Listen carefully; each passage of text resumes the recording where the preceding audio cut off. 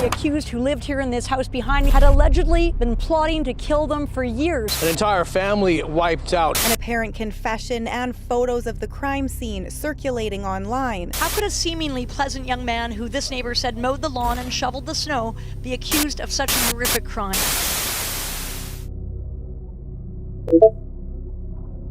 Typically, killers conceal their crimes to get away from them. Yet this man proudly posted his murders on a Discord server to brag about it with his gaming friends. One unsuspecting day, Menhaz Zaman massacred his entire family. He started his rampage by slaying his mother and grandmother. As if nothing happened, he played video games while waiting for his other family members. When his sister got home from work, he killed her without remorse. His father eventually got home and suffered the same end as his mother, wife, and daughter. Ultimately, all these murders were documented by the killer and shared online. What went on inside the mind of a psychopath gamer that led to killing his own family and even posting the crime online for the internet to see? How did Discord members help in solving this crime? Today on Crime Diaries, we head to Toronto, Canada to explore the case of Menhaz Zaman.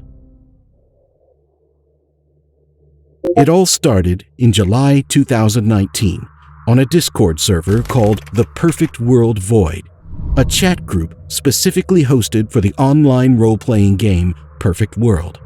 A user who goes by the name Menhaz joined the server and started something ominous. He started trolling the server with shady pranks and dark jokes. Menhaz uploaded objectionable materials, including remarks deemed racist and biased against Muslims, as well as remarks that were self-deprecating. He'd been banned from the server for such immorality. However, for unknown reasons, Menhaz came back to the server just after a few days. This time, his shenanigans were disturbing and horrific. "Gonna kill my parents and go to jail, yo," was the first line of his message, followed by, "This is my mom." A few minutes later, he shared two images, each showing a different woman who appeared to be dead or at least badly injured. The second woman he added was his grandmother. He confessed to killing his family members, then continued adding pictures of their dead bodies. He also posted images of a bloody knife, the suspected murder weapon. Menhaz mentioned that he'd been planning the massacre for 3 years. "I started skipping uni the first day I entered. It was for mechanical engineering after failing the half of my course," he said. Some Discord members weren't sure what to make of the gruesome postings at first, since they knew Menhaz as an unruly guest on their server. They thought that the photos might be fake, considering his history of trolling. A group of members were instantly alarmed and attempted to confirm the authenticity of the photographs. One user, named John, immediately started investigating to compare the photographs to others that were already available online. John sought assistance from other users on the Discord server right away, including key members Nicole, Junior, and Bianca. They were confident that the photographs were genuine. It was merely an issue of determining if they were taken by Menhaz or obtained from a stock site. The gang thoroughly flipped the images and used search engines to find the photos. They discovered no matches. Junior, one of the Discord members who believed that the posts were real, began questioning Menhaz himself regarding whether or not the photographs were authentic. In their chat, Menhaz responded, "This may upset you, but I did it," he said, before threatening to kill his father and sister as well. With numerous individuals convinced of his threats, there was a race to try to prevent what dire events might happen next. In Zaman's residence at about 3 p.m., he murdered his mother, Momtaz Begum, 50 years old, and grandmother, Firosa Begum, 70 years old. He then spent time online and playing video games while waiting for his sister and father, who were both at work and were not expected to be home for a few hours. This time window is when he shared his killings on the Discord server. When his sister, Menhaz Zaman, 21 years old, got home from work around 11 p.m., he murdered her. Lastly, he waited for his father, 59-year-old Menhaz Zaman, who walked in about an hour later. He murdered him, just like what he did to his mother, grandmother, and sister. All 4 victims were beaten over the head with a rigid item, possibly a crowbar, before having their throats slit. The dead bodies were photographed and the images were uploaded to the Discord server. The Discord party swiftly operated their investigations. It was a hard search, as Menhaz had no identifiable information on the international server, which accommodated members from China to Romania and to Costa Rica. One member sought to link the IP address to his account. This initially reduced the area down to the densely populated metropolis of Toronto, Canada. However, it was still unclear information at that point, as the IP address may have only pointed to the internet service provider, and the possibility that Menhaz was using VPN was high. When Menhaz logged back in to chat that day, the Discord team had another opportunity to narrow down his location. They hacked into Menhaz's IP address once more. Unfortunately, rather than tracking the user's actual home address, the IP address pointed to the internet provider's address that was linked with the account. Several individuals who have spoken about the event have agreed that they were persistent in trying to get the message out to any authorities or sources that would listen. According to some sources, Toronto police worked directly with Discord and the internet provider associated with the IP address to determine his home address. The search continued with the combined force of the Discord gamers and the authorities. After a hard and wide search, narrowing the details of the events, one critical piece of information was finally obtained by the gamers. Later that night, Bianca, a key member of the Discord party, was able to link Menhaz's PayPal activity to a physical address. She immediately handed this information to the police. This vital information allowed the police to locate Menhaz's exact address.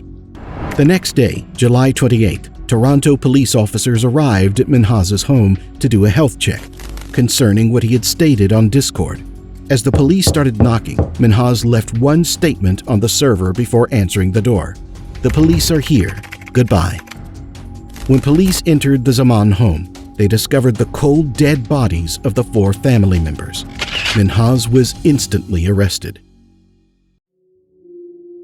Menhaz later pleaded guilty to the crimes, which happened in the afternoon of July 27, 2019. He confessed his direct involvement in the killings during a hearing for his sentencing in 2020, saying, "I would just like to apologize to everybody I have negatively harmed with my acts. People who knew my family and friends especially could never have predicted something like this happening to me.